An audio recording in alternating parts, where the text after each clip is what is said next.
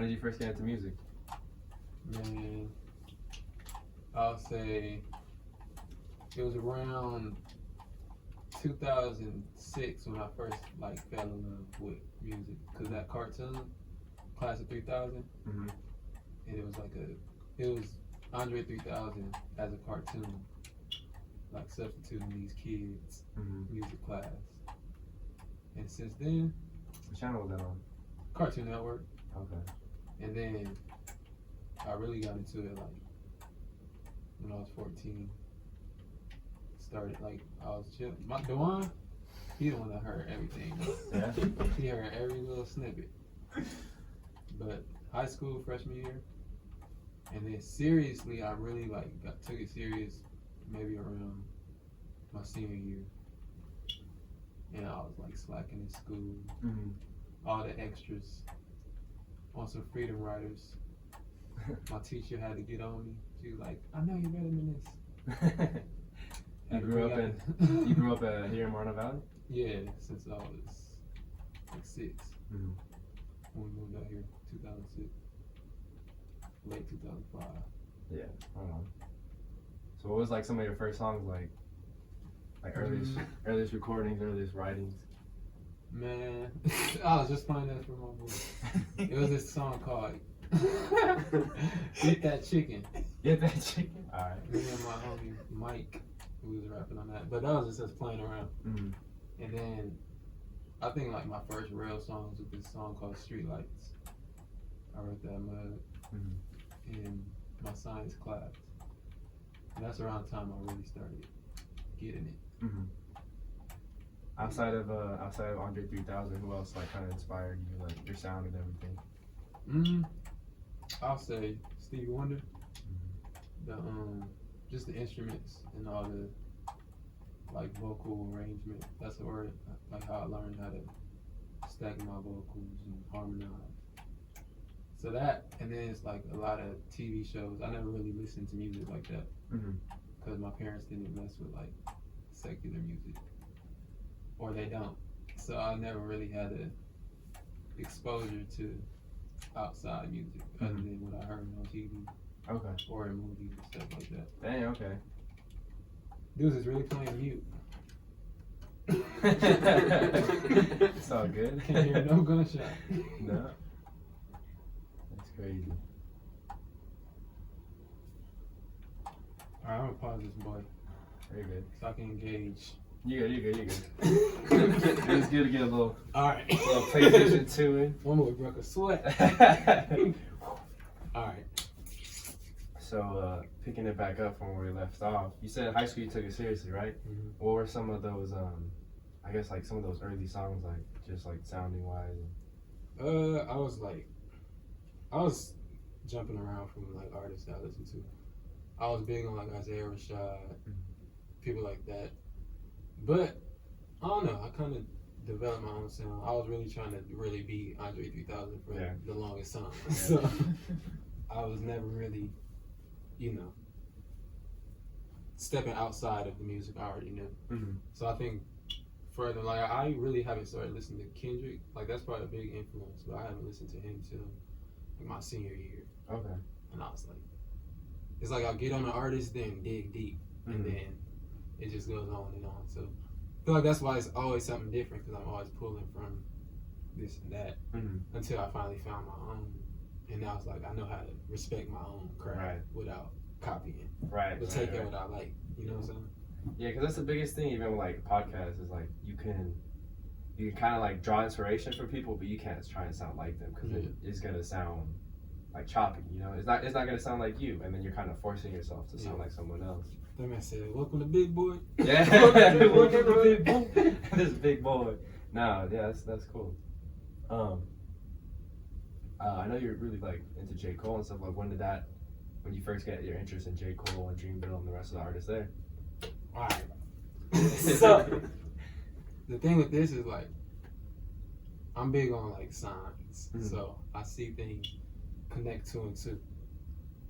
But it was when I went to college for like one semester. I was there for a semester. And I was like stressing about, dang, I'm not trying to be here, trying to do this music. in my mind, I was ready to be the next superstar. But now looking back, I already know that was not the case. But I was praying. I was asking for a sign about like where I'm taking this and what am I gonna do. Because I don't got no type of promotion backing me, this and that. So it's kind of just like making music.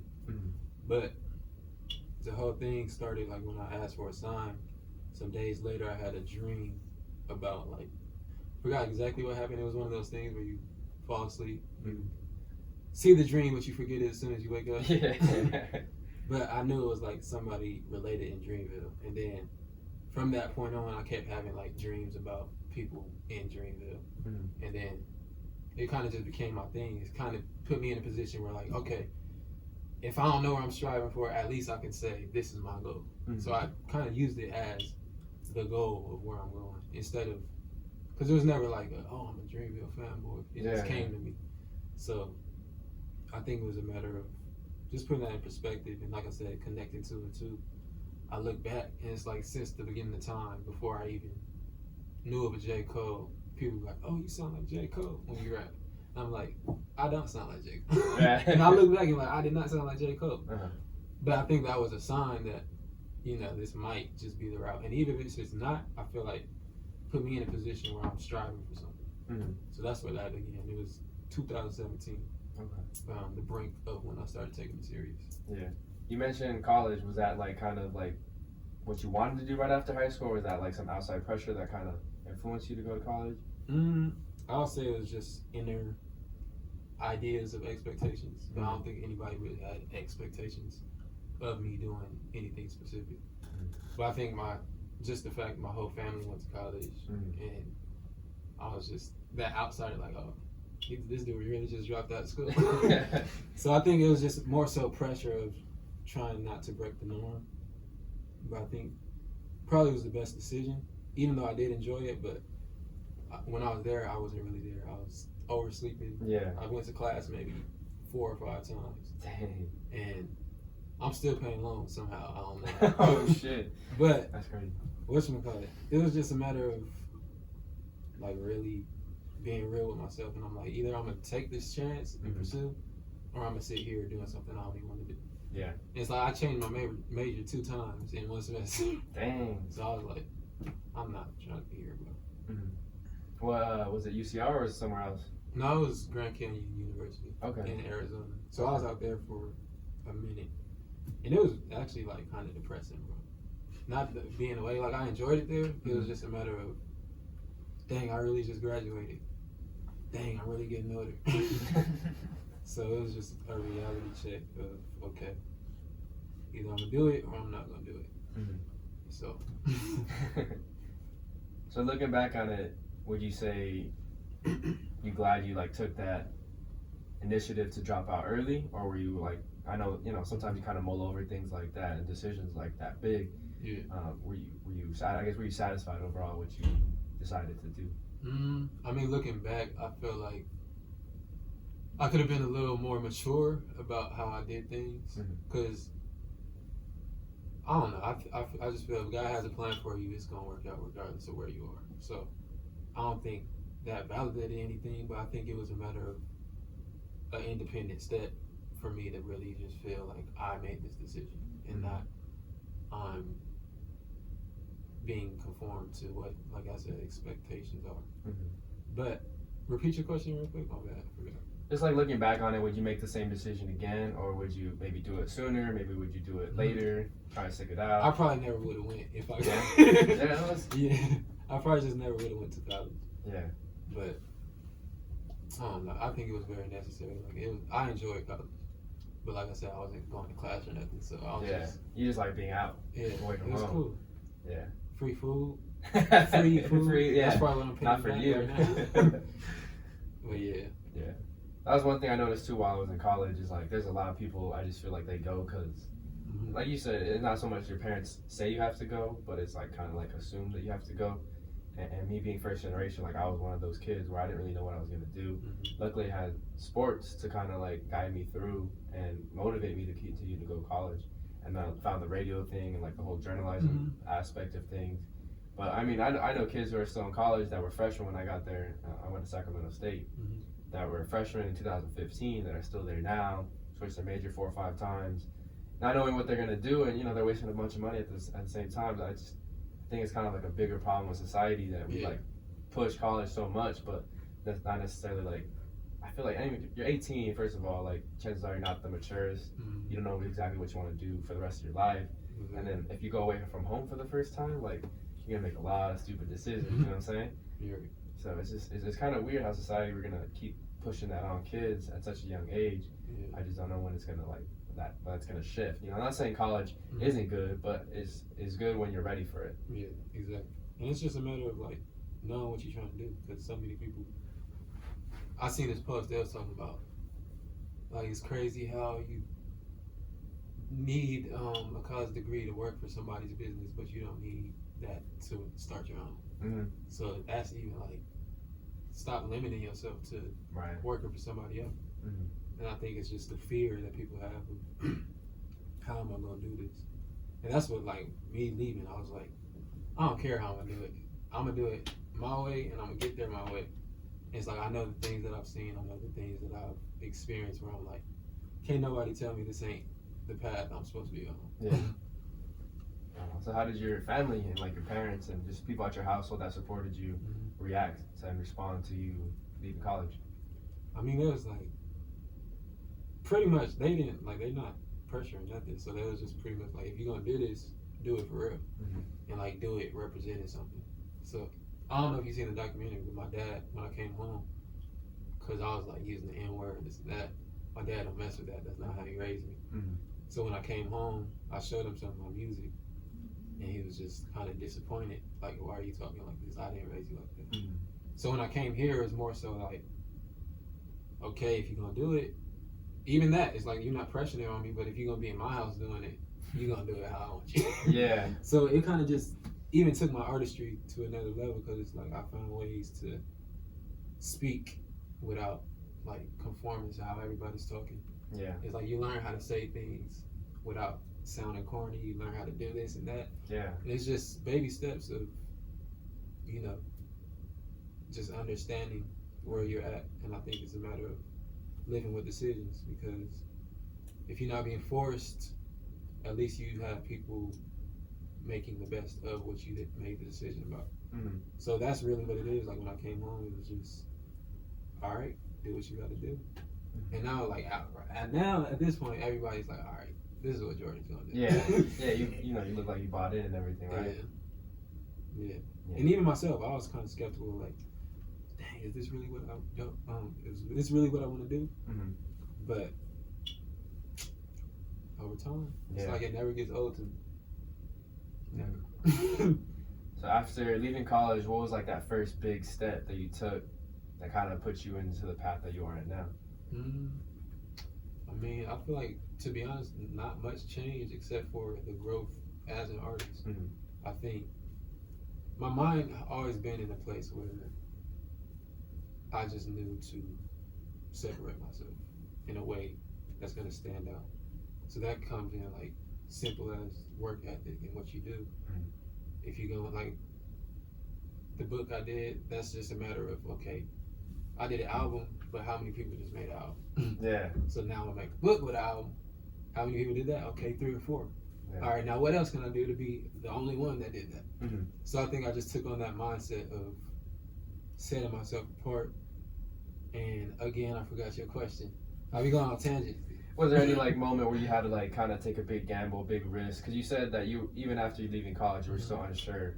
When did you take that risk, and it kind of maybe like clicked for you, or if it wasn't one moment, like a series of moments, I guess? I mean, I was fortunate enough to have somewhere to come back to. So that's already a bonus, because so many people get kicked out when they're a certain age and this and that. So I don't even think it's a matter of like a gamble. It's just a matter of, okay, just do what you got to do, and your time is gonna come when it comes. Of course, I'm not gonna get content where I'm at, but if I see time just passing, I'm just gonna sit here and be playing San Andreas, making beats.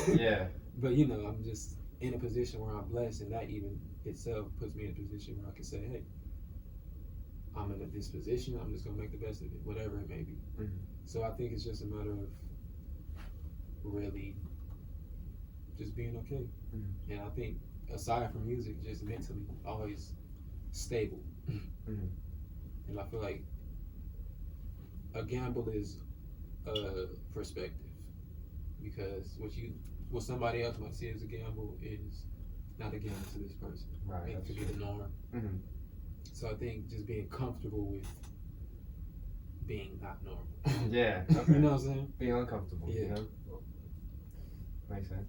Outside of your pops, you mentioned that you got your work ethic from him. Are there any other sources that you drove, role models that were a big part of your life? I mean, for the most part, Michael Jordan, feel me? Yeah, of course. But I think Legend. my main drive came from sports and basketball. Derrick Rose was one of the main people I used to be trying to be like. All little point guards, Isaiah Thomas, people like that. Just I don't know, me trying to be the best on the basketball court kind of just spilled over into music, but with perspective. Because I think in basketball, I was more so in a position where it don't matter how hard you work, and at the end of the day, if equal opportunity is not presented. Mm-hmm. So I feel like with music, it was like I don't need to wait on anybody. I don't need to wait for validation for how hard you work, this and that. And I know even that, like, if that's what God planned for you, mm-hmm. that's what's gonna happen in your life. And I think even that connects to this. But yeah, I think just looking at the sport work ethic is really like treat everything you do like a sport, mm-hmm. and just exercise that muscle, and you're gonna be a strong muscle.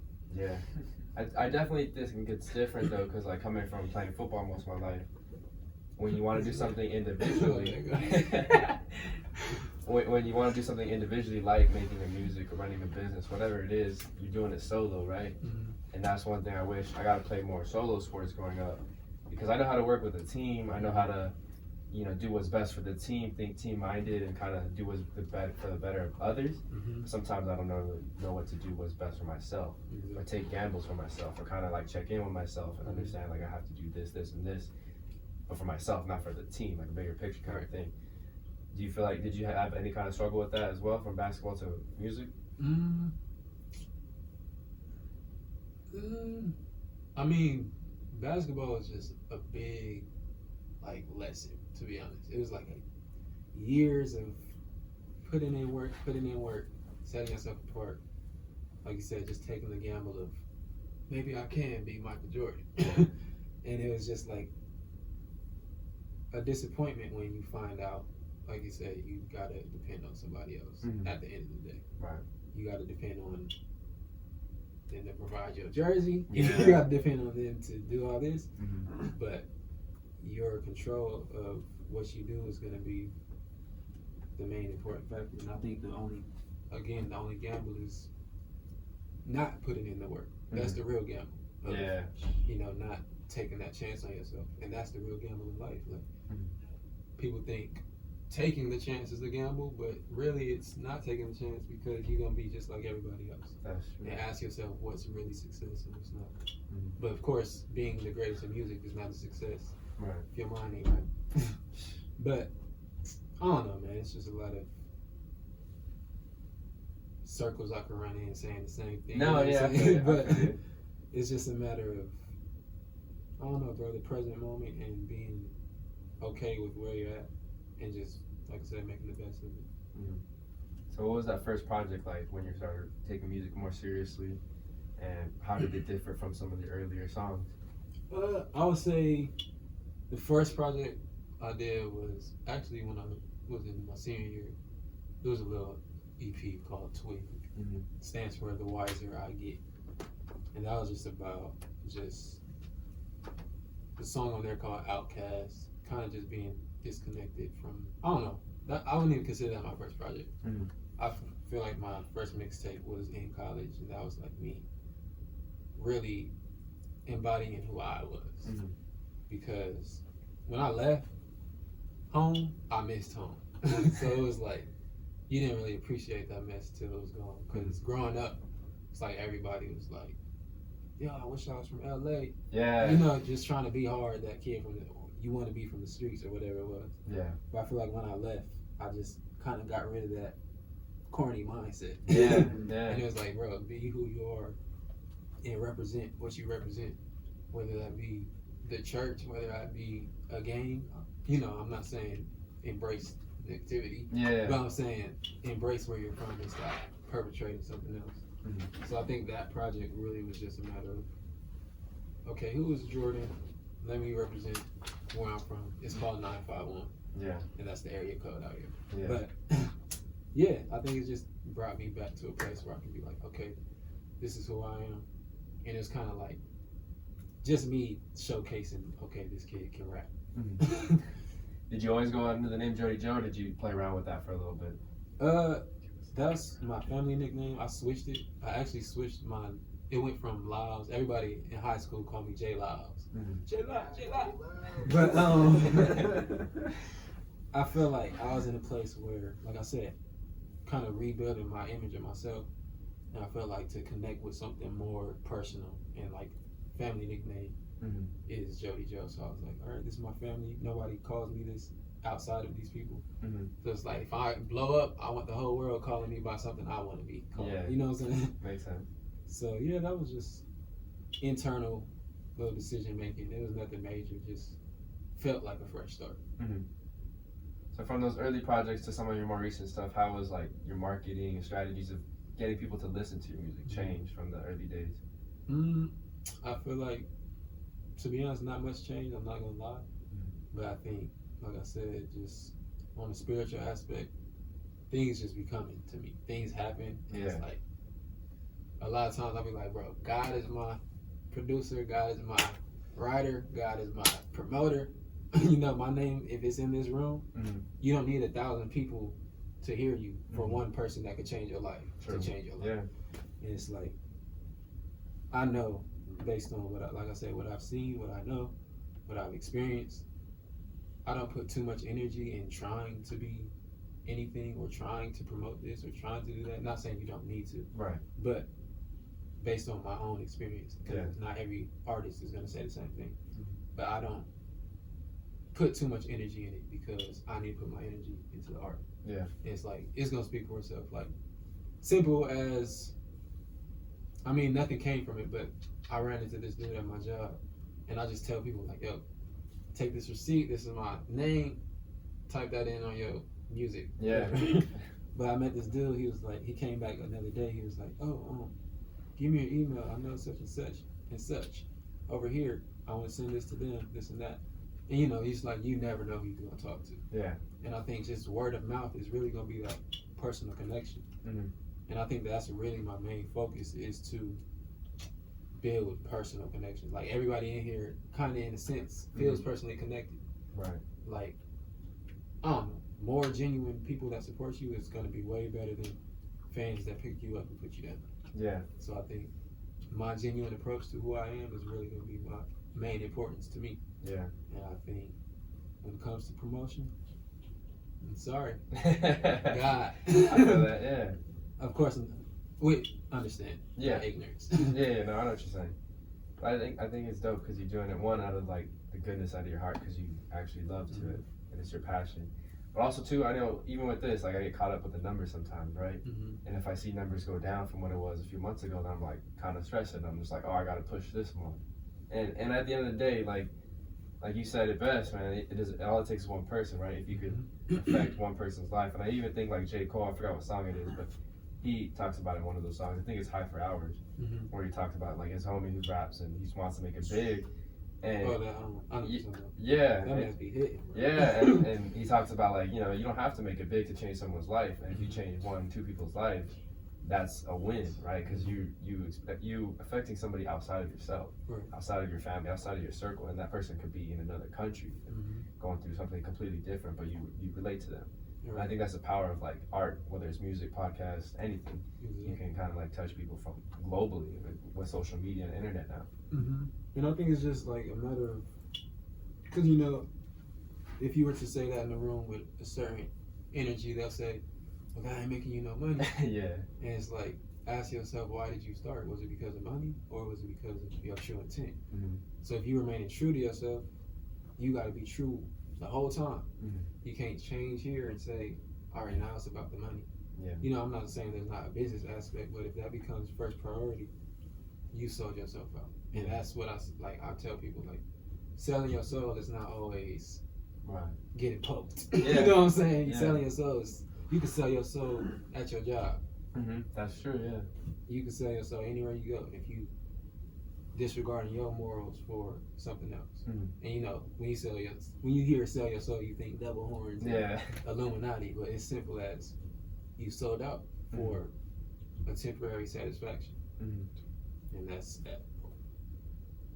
Yeah, and I don't know how much like old school you listen to, but I feel like that's the biggest difference in like a lot of the pre like 90s stuff to 2000s and on is like a lot of people like Jay-Z and Kanye and even Eminem and like all those dudes, they really became like super rich, and I think a lot of people saw that the money that was getting poured into hip hop, and it became like not so much. I mean, like if you look at the earliest root of hip hop from Afrika Bambaataa and Curtis Blow and all them, you know, they were just doing it for fun to control a crowd, block parties, that kind of thing.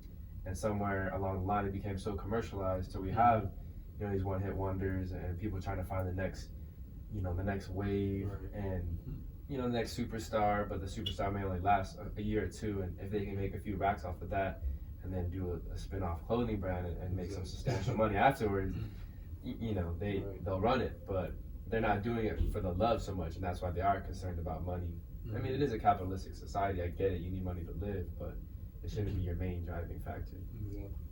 And just to capitalize on that, it's like going back to, like I said, just to bring it back into the realm of like seeing what's going on.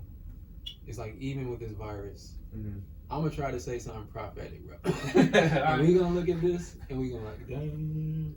But anyways, I look around and I'm like, even with this whole virus going on, I feel like minds are really starting to be sobered in terms of what really matters. Yeah.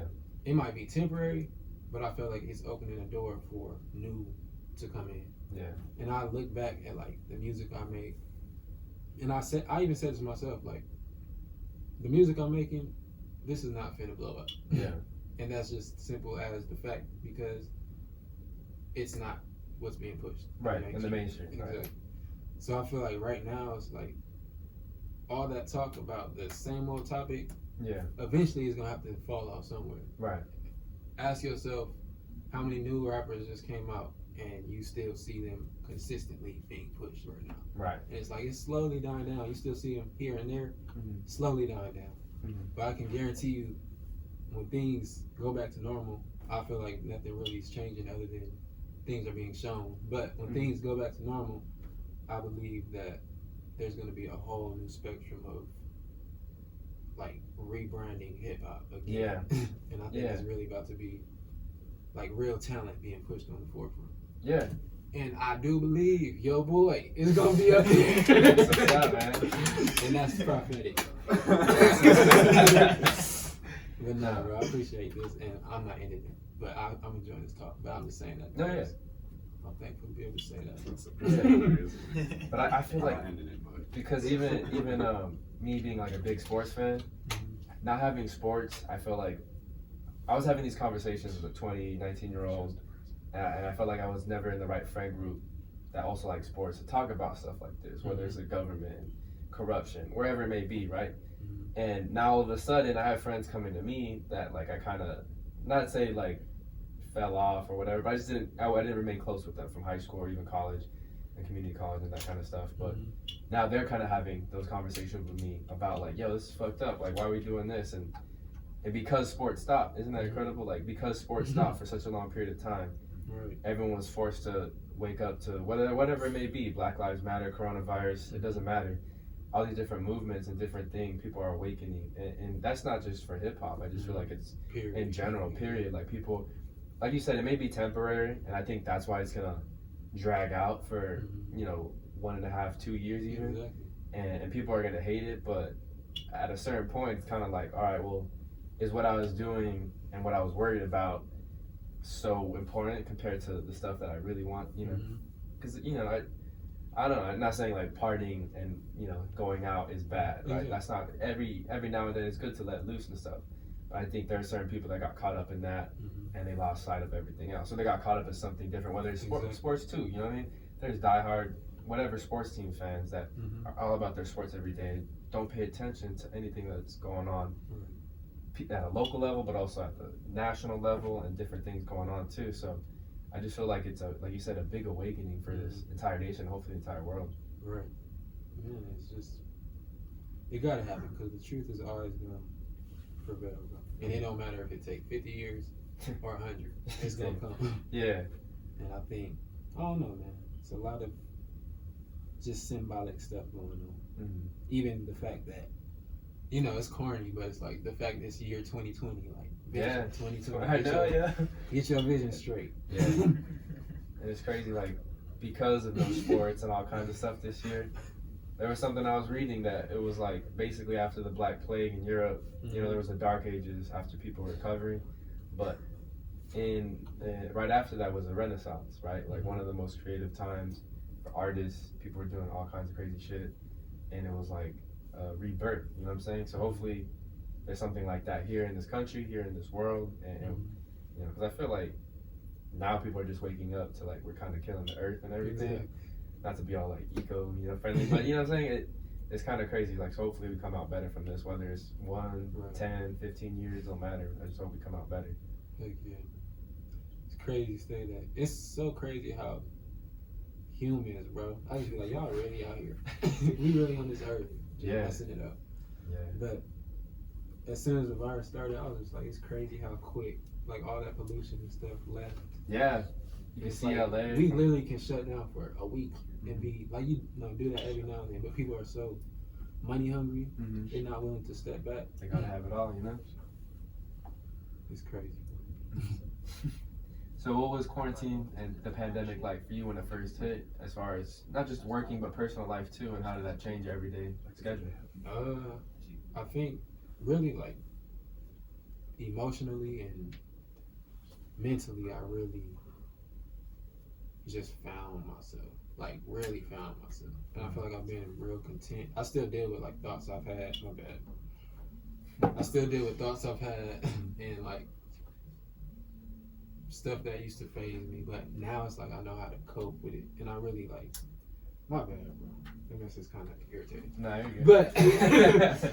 But yeah, I just learned how to understand how I think, and I just took time to really expand myself instead of just everyday music.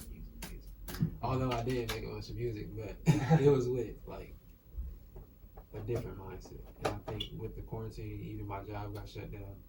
Gave me time to just sleep. Yeah. Sleep, bro. Yo. Underrated. I be waking up like this is what 8 hours feels like? Right. Yeah.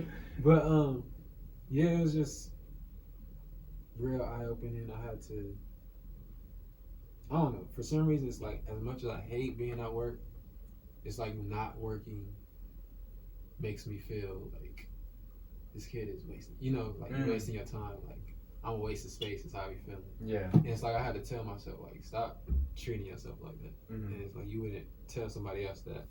It's like you can't control your situation, so take what you have, make the best of it. I think that's really what I just learned, to really make the best of everything. Like I picked up some new instruments, learned as much as I can, a lot of different stuff, and just expanded myself instead of beating myself up. And I think thinking productively and being productive is equally important. And I think to, you know, just drown yourself with negative thoughts is not going to do nothing. So this quarantine, bro, I've been on it. I've been on my defensive game against myself. There you go. Were you, like, anyone you knew in your family, friends that were affected by it personally that you know, may have? Not too close. I don't really know them personally. But some of my mom's friends, I think somebody got affected. My girlfriend's family member got affected. And my homie dad got affected. But that was about it. Only one resulted in passing. Yeah. But even that is like, dang. Just being grateful for life at this point. And I think it's a matter of, you know, a lot of perspectives change. Somebody I know just passed. That's the first time a death actually kind of left a burden on me. Even then, I didn't know them too well, but I knew them enough to feel something. Right. And I was like, dang, I'm out here complaining about, you know, work.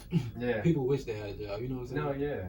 So it's like kind of just sobered up my mind to be grateful and really detach my desires and start living for serving a little bit more instead of trying to receive all the time. Yeah.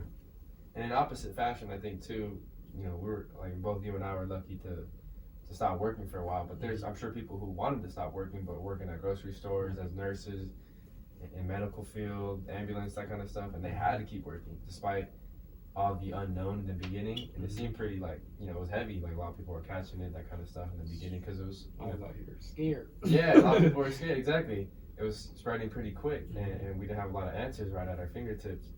And, you know, like, I just feel bad for them, you know what I'm saying? Like, grocery store workers that, they don't get paid a whole lot, you know what I'm saying? That you're doing probably one of the lowest of the low work. And I think now we're starting to appreciate them more. Even, like, I see a lot more appreciation for, like, migrant workers in the fields, picking fruit and veggies.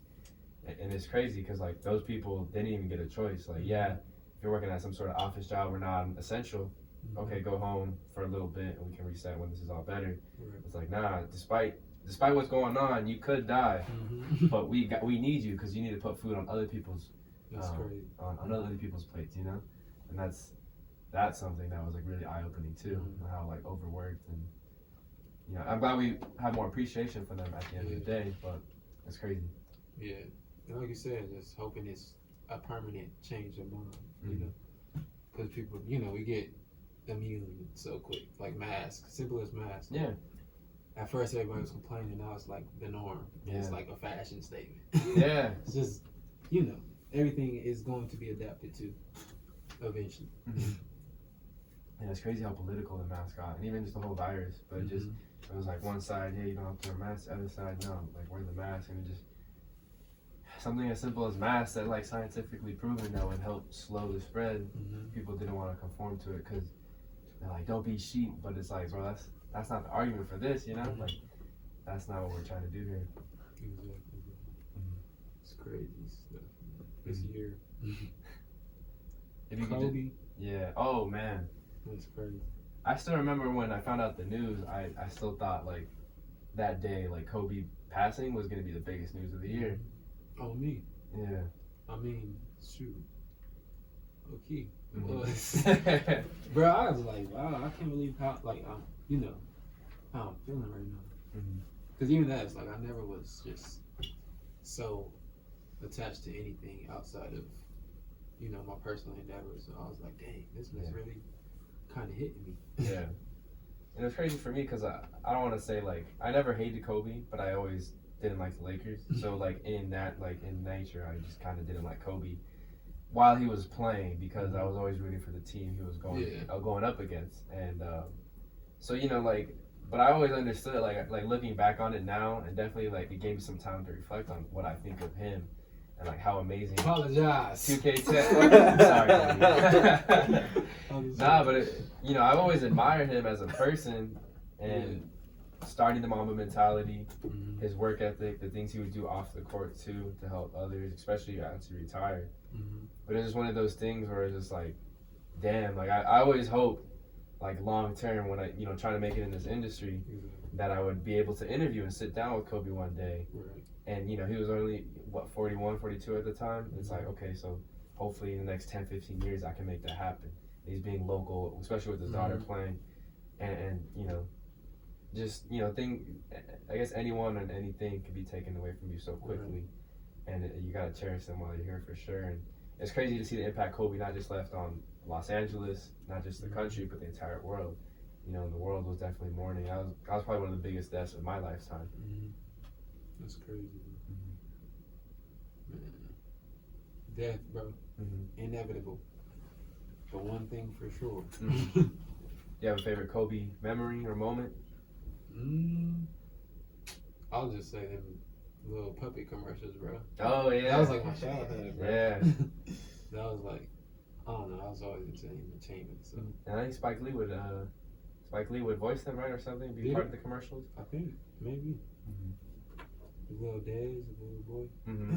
And then he started doing them with LeBron when he started becoming. LeBron. Yeah, right. That was my childhood. But yeah, I didn't really grow up watching basketball, just playing in the room. Okay. Right on, man. So before COVID like really hit hard in the United States, you dropped an album, right? Mama Can't Save You, right? Dang, I forgot, bro. Low key, I'm not even lying. But how much I guess time and effort and your overall body of work was spent on that project? I'm trying to think, when did I start that? It was like a 5-month span. Some song, like 2 songs were already created, but I think it was just a matter of time when I was like, oh, I'm about to do a project. Kind of just came to me automatically. But I was going through my dad's wallet and I was looking at like the pictures, and then the one was of my mom, and it kind of just inspired the whole topic of Mama Can't Save You. Because just looking back, I was like, dang, my mom was really a little girl. She was a little teenager. And it's like you look at your parent and like it kind of made me think about her life, and I know she's been like saved and living by God well, all her life really. And it's like I looked at myself and like, okay, just because somebody else has a relationship with God, that doesn't mean that's your relationship with God. It's like a lot of people think just because somebody praying for them, they can just walk in ignorance and do what they want to do. And that's kind of just sparked that whole thought of, dang, your mama can't save you. Yeah. So that was that. And then 5 months later, I dropped it February. And I was probably at this point, I mean, I'm working on some new stuff. So now it's like, that's old news. Yeah. But now at the time, I was like, dang, this is my peak. That's how I felt. Is this my peak? Yeah. And then what inspired you to write the book that went along with the album too? Because you don't, like you said earlier, you don't really hear about people doing that too much. I think it's just a matter of something physical that you can really appreciate. And it's like, I think what I'm talking about a lot of times is, I wouldn't even say it's not deep. It's just a matter of like, are you actually listening? And I know like the little slick things that I do here and there that I want to explain. So it was kind of like a rap genius in a book. Okay. And then kind of just putting my story out there and my childhood and just introducing myself. I think that's something dope to have. Like, yo, I got this kid's book from when he was, you know what I'm saying? You know what I'm saying? But yeah, it's just a matter of like, I don't know. I think I got caught up in a sense. I don't like to try to serve my ego a lot, but I think when you're young, I just like embracing like, oh, he's only 20 years old. You know what I'm saying? He's only 18. But I think, I don't know, just trying to expand myself as much while I'm in my youth, just to say like, oh, he was already doing this. He doing like grown man stuff. That. You know what I'm saying? Yeah. But also just like setting yourself apart. And you said nobody else is really doing that. And it's not a matter of like bragging rights. Like nobody's doing this. I'm not putting myself above nobody. But I can say, oh, if you don't like listening to music, well, here, read. You know what I'm saying? It's like no excuse not to get the message. Right. But yeah. So the question I had asked, have you always been this mature? And just how did you get this mature? I mean, it's just like I said, my background and my teaching. I just kind of, and being the youngest, so it's like you see everybody making the mistakes, and it's like it's no point in making the same mistakes. Not that they were major mistakes, just simple as what not to do to mama and daddy. You feel me? But I mean, it's funny because me and my dad always joke. Like I used to, when I was little, I would be like, I'm from the 70s, this and that, and I would just always tell them like, I'm not from this generation. And I feel like even that, like I said, little signs of, you know, just mentality, and I think that just plays in. I feel like I do have an old soul. Just simple pleasures, like walking to the mailbox is something I like to do. And it's like small stuff that makes me satisfied. But I think it's just like my parents had me older in age. That plays a part in the mind state they were in is the mind state I was born in. So I think just really genes and family and teaching is really what made my perspective of life my perspective, but at the same time, I'm learning on my own and, going through my own experiences. Because, of course, you can talk wise all day until you really resonate with what you're saying. It's really nothing but words. Right. Can you, like, walk the walk? Exactly. And I feel like at this point, I know, like, I'm far from peak mindset mentality, but I do know, like, I have something to offer in terms of some wisdom. And just simple as, I don't know, like I said, the things that make me happy, I've always felt like I'm a simple guy. I'm like old man. Yeah. And that's why, I think I was, like, drawn to music, because you said it earlier, outcast. Feeling sometimes like an outcast because you may be an old soul and you're not fitting in with, like, what's popular right now or what's in the mainstream. Not just your music, but as a person, too. Did you ever, like, struggle with that, I guess, growing up through school, high school, even before? Like, were you kind of, not to say a loner, but, like, just more by yourself sometimes? No, I feel like it was the opposite. But I do think, like, mentally wise, I kind of would, like, feel alone in terms of, when you're by yourself. Yeah. You feel the aloneness. Like, oh, snap. I don't got too many friends that I can say, oh, this is really my friend. Yeah. But it's a matter of, like, I don't know. I think I was a pretty popular kid. I was just the jokester, really. But I feel like over time, being seen as this joking person, people mistake that with immaturity.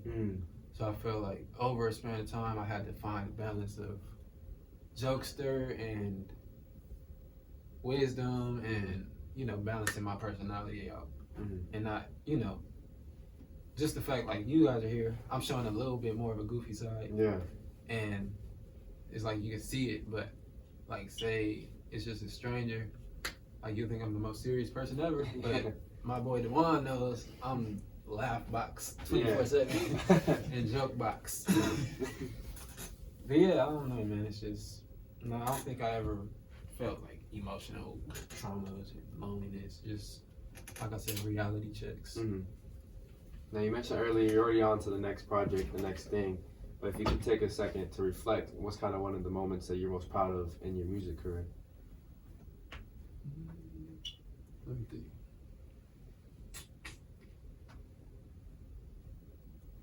I would say probably working on this project. It was releasing that last project, but I'm just like, but no, with this one I was like, I don't know, I really wanted to hone my skills because I'm big on, like, ownership and owning everything I do. To an extent, I'm selfish. Like, I don't be wanting too many names on my project. Yeah. And it's like, I think that's just my ambitious drive to do as much as I can by myself. To make myself accessible to just walk in the door and say, I don't need it. You know what I'm saying? Right. Because so many people do things because they need it. Right. So I think really taking the initiative, like I said, even during quarantine, it was like, let me do something else. But yeah, just finding that, like, oh, I really can just do all this by myself was really my, like, yes, finally. Yeah. And it's not like a thing where I'm saying, like I said, it's not an ego thing. It's just, this is possible. Yeah. And it's like, it's right here. This sound like stuff that gets sampled, you know what I'm saying? Yeah. It's like to make music like that, to say, dang, I made that after I just took a nap, you know what I'm saying? Yeah. I just look at it like that. Like, I'm in this my little room making what I love to do. And it's like, I don't need to call nobody. I don't need to do this. I don't need to do that. But if I want to, I can. So I think just finding, like, that real independence. And even that went into my mindset. Like, everything. Just do it as much as you can, then ask for help. If you need it. Right. So was that always the case from the beginning, producing, engineering, and writing your own stuff? I feel like if I was to, I'm gonna answer your question, but I feel like if I was to say blow up, I feel like that would be the meme of who I am. Like the meme mix mastered in. But I think it was just a matter of that's what I had to do, and I couldn't really afford a studio. I couldn't afford to record. Couldn't afford to do this, so I had to do it. And it's like, it sounded horrible at first. I even was listening to some old tracks today. Sound crazy, but it's like the time you put in is really what's gonna get you. And it's like looking at my old music, it's like, yo, I can't believe that I'm here and I was that. But yeah, man, it's just like I had to do it, and it wasn't like it wasn't like I said, it's not an ego thing. It's just this is the cards I was dealt, and I'm gonna have to learn, or I just can't do it. But yeah. So going from that to also the videos that you've produced and directed and that kind of thing, and one thing I was a big fan of was the Church Sunday Stripper Monday one. How do you get those ideas and the visions to make something like that? That's not your typical music video, especially in today's day in the music industry, right? I mean, first and foremost, shout out to my boy David Delmore, that man killed on camera. Cheyenne killed in the camera. But nah, it's just a matter of like bringing your vision to life, and again in a way that's different. I'm big on visual, and I like seeing things that are appealing to the eye. And I just like film, so I don't know, I just like to treat everything like a movie, treat every song like an individual project. Like if you go back and see, like I treated not every song, but like 3 main songs is like my babies. It's like I build those as its own brand. And I think it's just a matter of like making something special, because I'm thinking way down the line. I'm thinking like, I'm showing this to my kids. Yeah. Let me make it in a way, 1, that's not too graphic, and then 2, that is timeless, and then 3, that is complimenting the music. And I think it's just a matter of being realistic, like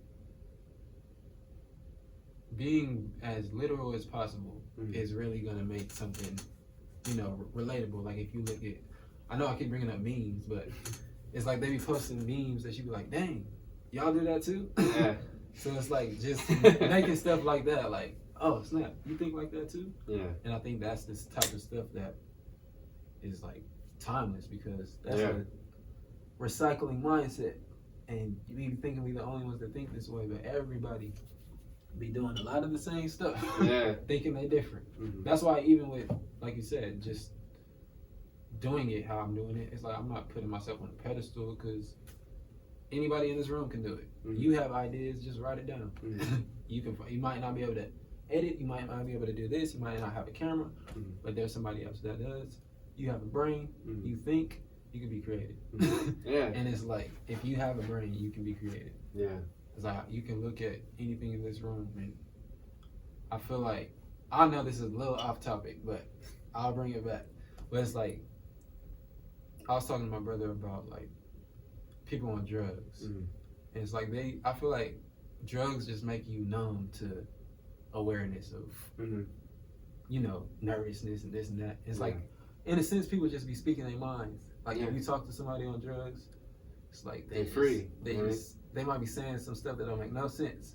But I'm like, in reality, I be saying stuff in my brain that don't make no sense all the time. Yeah. It's like random stuff. Like, look at that string, and I'm thinking about something random. I don't know. Just, I'm going everywhere. But my point is, like, creativity is limitless. Yeah. You can really make something out of nothing. And I think that's what I learned. And when you take somebody that is always making something out of nothing and give them something, it's like, oh, he could really create something. You know what I'm saying? Yeah. I think it's challenging though, at least from my viewpoint, is I work with kids, middle school and high school, and I feel like definitely with school systems cutting back on art programs, whatever the form of art may be, I do see a lack of kids being able to think for themselves. Not even so much in a creative form, they always need to be told to do something a certain way, and it's like, yo, like that's not at least what I think. Like working with kids, that shouldn't be what education's about. You know, they should be able to allow to think for themselves, think creatively outside the box, and be praised for it, not trying to conform to this one thing. That ultimately, you know, I think the education system, at least public school system, is like meant to put, you know, those factory workers that work 9 to 5 on a factory line, that kind of thing, and you know, go about their day, Monday 9 to 5, that type of thing, Monday through Friday 9 to 5, and it's just a trip. You know, I think there definitely needs to be more creative outlets at schools and through after school programs or whatever it may be, to just help these kids think for themselves. Because when you get to an adult, these kids may have ideas, but they not necessarily how to execute on them because they were so limited growing up. Exactly. And it's like, even you speaking of kids, again, I mean, bro. But I be on the meme king, huh? I be getting sucked in, bro. But speaking of like kids, it's just like we all think different. And it's like I seen this thing that was like showing the kids paper from school, and he was talking about 5 words you can spell, and then the kid put 5 words you can spell. Oh shit! And I'm like, that's genius. Yeah, it is. No, it is. And then at the same time, somebody else can be like, that's dumb. Yeah, you know what I'm saying? It's all about just a jokester, you know? Exactly. Yeah. But I don't know. That was a little random. But I'm just saying, like, the mind, bro. No, I think that was the cool thing about at least like senior year. Chances are, like in your yearbook, they let you pick a quote, and you get to see. You know, some people. You see, like, at least at the time when I read their quote, I was like, "That's kind of dumb." You know, like why would someone put that? But in their head, that could be like their creative outlet, spilling, and it may be a different meaning to them. But like, yeah, that just kind of reminded me of that, the yearbook quotes and everything. Bro, even speaking random, we was in Walmart. We was saying like the Garden of Eden, and we was like, God out here with the wordplay. Yeah. The Garden of Eden. They was eating. Yeah. They was eating fruit. And I was like, it took me 21 years to figure that out. But yeah, bro. So what are some other goals that you have for the remainder of this year? I'm trying to, I don't want to say too much because some of this is top-notch secret. Nah, but I'm trying to probably start working on another book. I'm trying to make like that my thing, where album book, and just get like all of myself into the art. And then I'm trying to, with God's help, bro, trying to get off this job and find some source of music income that can hold me afloat to make some different moves. But I don't know, not too much. Just trying to finish this project. Yeah. Get through the year healthy. Buy some new white shirts. Yeah. Walk to the mailbox. Yeah. How about you, bro? Whew. Damn, you flipped it on me. I wasn't ready for that. Nah, I guess just trying to, this quarantine, I've been trying to come out my shell more and doing more of that. I'll be writing a lot too, just poetry, nothing to like rhyme or anything. I don't know, I kind of want to, I have like some visions for that, at least as far as putting a poetry book together. And I feel like I write a lot when I'm in like a dark place. So a lot of my stuff is dark, but I'm also trying to find some like, you know, not so much feel good, happy stuff, but like some not so dark stuff, right? Because I feel like I don't want to put a book out that's just all dark stuff either. Right. You know? Yeah. So just trying to find a balance with that, and you know, with the podcast thing, at least, like I feel like I have a lot more, as this is picking up, I have a lot more ideas to start other podcasts, but I don't want to be the only person and overworking myself. So trying to find other people that may have a similar goal, vision, start things with them so I can manage, it becomes a more manageable load. You know what I'm saying? And I've had some success during this quarantine. That was cool. You know, I've had some coworkers and other people reach out to me. Got a little website, sports blog going on too. So just trying to, I guess, build off of that and meet other people that are down to do those things and take it even further. Right. And hopefully, you know, ultimately, if we're all, you know, have similar goals in mind, we just all are able to achieve them and just keep progressing that way. You know, and it's a trip. You know, like thinking back when I first started this podcast, it was with a friend from college, and we just wanted to do sports only. And then he fell off around this time 3 years ago. Yeah, was it 3 years ago? Yeah. And so I'm gonna say it was actually today. It was actually today now. But for like a long time, I didn't record anything afterwards. There was like 3 months where there was nothing going into the feed, and you know, like I have a friend that produces, and he'd invite me over, and I was like, hey, like, would you be down to do an interview? And it was around Thanksgiving time, and we did one. And then I just started asking different friends, right? Like real local stuff, like why did you go vegan? Why do you like to go to raves? Like that was like the topics of a whole ass podcast under a different name. And that was like the birthing of this, you know? And I want to see, you know, hopefully I can look back in a year and it's even further, and it's like, yo, like, but I can look back to this interview and the other interviews I've done recently It's like, yo, like, where am I gonna go? Where am I building up to? Because like recently I've had on some politicians that are running for like local governments in Santa Ana and Orange County. And it's like, yo, I never thought I'd be doing that, you know? Like, I'm a kid from Santa Ana, like, I grew up in a house, but I wasn't like rich or anything. I fucking was kind of like a jokester too, you know, in school, and people didn't really take me seriously. I got bullied. To me, I think I was a nobody, at least growing up. And now I'm like starting to become something, and I'm just like, shit, this feels kind of good, you know? I just kind of run with that momentum. And you good at what you do, bro. Appreciate that, man. Quick on your toes. I gotta be a defense, you know? But before we wrap things up, I do like to ask these like quick hitters. If you could have any toppings on the pizza, what would it be? Man, I'll take. Don't get me wrong, bro. It's weird. I was the weird kid. Okay. Throw me some gummy bears on. Oh, I was like, damn. I'm playing, bro. Maybe I like pineapple, bro. Okay. I don't like to eat pork, but I do like sausage on my pizza.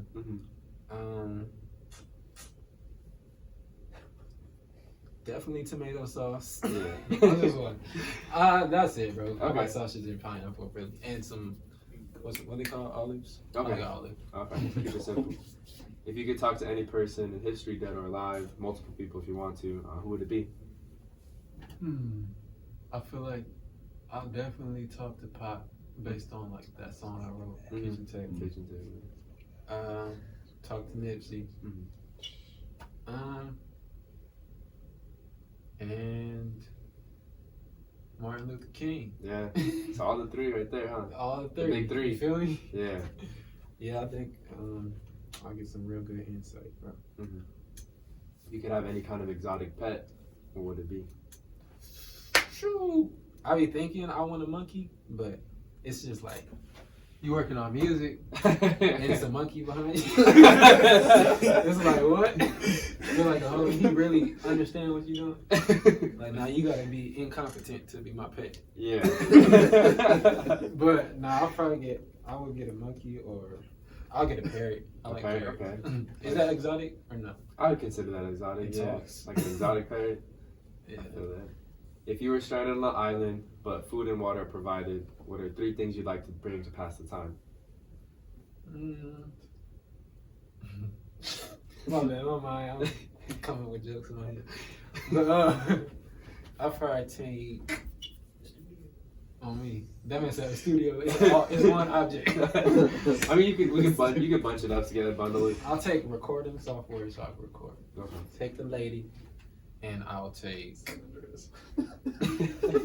I'll take a bike if it's some terrain. I like to ride my bike. Okay, for sure. If you could be a fly on the wall in any moment of history, what would that be? My bad. My bad, No, right? you're good. Anything on the fly on the wall. Go ahead. Now, if you could be a fly on the wall in any moment of history, musically or non-music, what would it be? Wait, what does that mean? Just like you can go visit any like mine would be like go see who built the pyramids. Essentially, like be a fly in that time just to see something. You know, I guess like time travel. If you could go back and see anything. I'll probably go. I'll go to see who was the first person that said, "Let's go to Africa and steal these people." Damn, that's like that's. And I'll see the first person that thought the thought. Yeah. And what were they even think? Like, did they go knowing that there was people there? Exactly. I don't know, man. I think true. I'll try to see something that has never before been seen. Yeah, that's deep. And then last question: if you could give any advice to your younger self, what would it be? Younger self, man. Just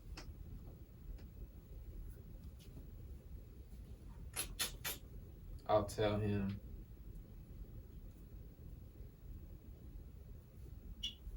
you are whatever you want to be. I know that's cliche, but I think if I had the confidence I have right now, earlier on, probably would be a little bit further in my endeavors. So I'll just tell him like you can do whatever you want, and keep a level head and be you. Right on. Yeah.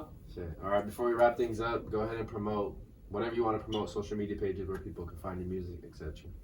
I want to promote the last album, Mama Can't Save You, y'all. Where am I looking? This one. There, yeah. I want to promote Mama Can't Save You, y'all. Just dropped in February. I want to promote love. I want to promote joy and peace. I want to promote my lady, my boy D-Ray in the building, my loved ones, my boy CJ. Appreciate all your help, my guy. My boy from the Good Source, AV. I appreciate you, my brother. I appreciate you, and I appreciate God and the music that I can make. That's a wrap. Appreciate you, brother. My bad to make you look awkward. No, you're good. You know,